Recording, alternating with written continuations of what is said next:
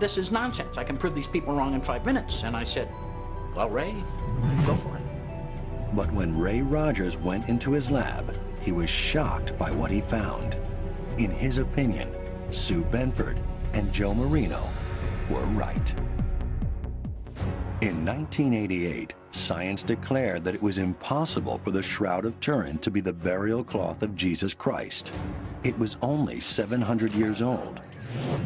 Sue Benford and Joe Marino offered the first real challenge to the carbon dating results. They believed that they had proved the carbon dating wrong because the section from where the samples were taken had been tainted with 16th century cotton fibers. Chemist Ray Rogers, an original STIRP member, thought the Benford-Marino theory was wildly implausible. He just didn't buy it. He said, that's nonsense. It can't be true.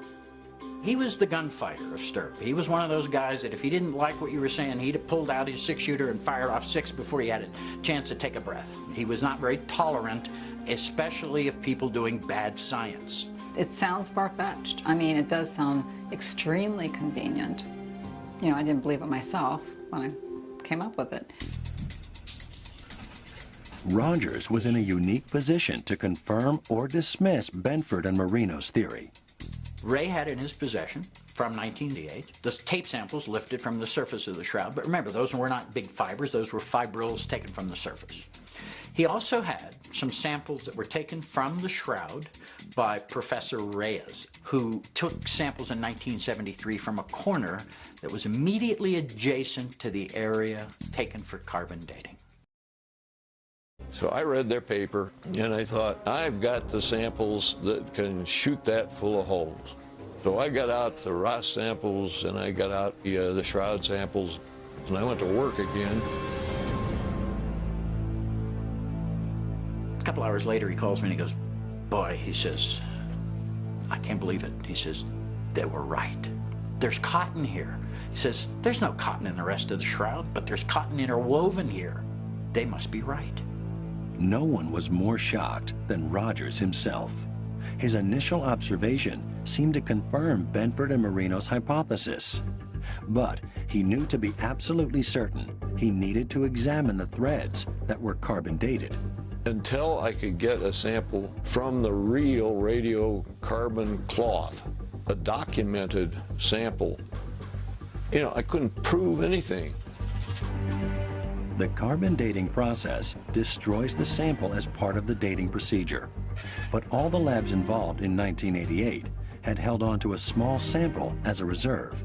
The authentic radiocarbon sample that I got, these segments of yarn were cut from the middle of the radiocarbon sample, so there was no question about them. And when I looked at these samples from the radiocarbon area, there's no problem at all finding cotton in them.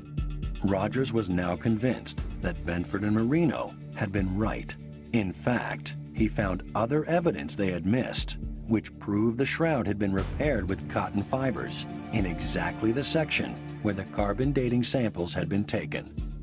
My conclusion is that that area was manipulated. It was done by somebody with great skill and different materials than were used to make the shroud. The threads turned out to be two separate pieces woven together, just as Benford and Marino predicted. But even more important was what held them together: a mordant, a gum-like substance used for centuries to set dyes. This finding was a revelation, independent confirmation that this section of the shroud had been dyed. Since Ray Rogers had long ago confirmed there were no dyes on the main body of the shroud, it was now clear that carbon dating samples had been cut from an anomalous part of the shroud. The damaged corner was not like the rest. They come in and they snip, snip, snip, snip, snip in secret and take the worst possible sample they could. The people who certified the sample are still trying to convince everybody that everybody else is wrong. They're right. Those were perfectly valid samples. If it isn't old enough to be the Shroud of Jesus, then I feel I will have witnessed a miracle, because some medieval guy then will have created something that we can't even duplicate, nor can we fully explain, and I'd like to know how that was done. Only one in the world. No other. Nowhere. No how. No way. I don't know any way to make it. I've never heard of a way to make it. Just the Shroud of Turin.